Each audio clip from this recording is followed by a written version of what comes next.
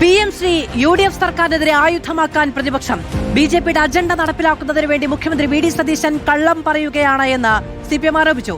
അതേസമയം പദ്ധതി റദ്ദാക്കുകയാണ് എന്ന് കഴിഞ്ഞ സർക്കാർ കേന്ദ്രത്തെ അറിയിച്ചില്ല എന്ന മുഖ്യമന്ത്രിയുടെ വാദം തെറ്റാണെന്ന് വ്യക്തമാകുന്നു. ഉന്നത വിദ്യാഭ്യാസ സെക്രട്ടറി ആയിരുന്ന K. വാസുകി കേന്ദ്രത്തിനയച്ച കത്തിന്റെ പകർപ്പ് റിപ്പോർട്ടർ TV പുറത്തുവിട്ടു.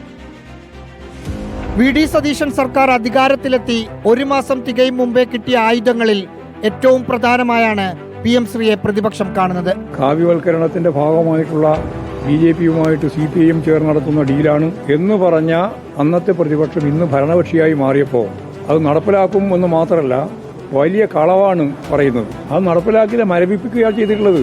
സ്വാഭാവികമായിട്ട് ഈ ഗവൺമെന്റിന് അത് മരവിപ്പിക്കണമെങ്കിൽ തുടർന്ന് മുമ്പോട്ടേക്ക് പോകാൻ സാധിക്കുന്നതേ ഉള്ളൂ.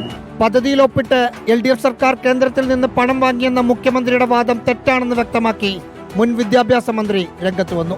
PM ശ്രീയുടെ പേരിൽ 1 രൂപയുടെ കാശ് പോലും കേന്ദ്ര ഗവൺമെന്റിൽ നിന്ന് കേരളത്തിൽ ഇടതുപക്ഷ ജനാധിപത്യ മുന്നണി ഗവൺമെന്റ് വാങ്ങിയിട്ടില്ല. ബഹുമാനപ്പെട്ട മുഖ്യമന്ത്രിയെ ഞാൻ വെല്ലുവിളിക്കുകയാണ്. ഒപ്പിട്ട കരാറിൽ നിന്ന് കേരളം പിന്നോട്ട് പോവുകയാണെന്ന് കേന്ദ്രത്തെ അറിയിച്ചിട്ടില്ല എന്നായിരുന്നു മുഖ്യമന്ത്രി ന്യായീകരിക്കാൻ പറഞ്ഞത്.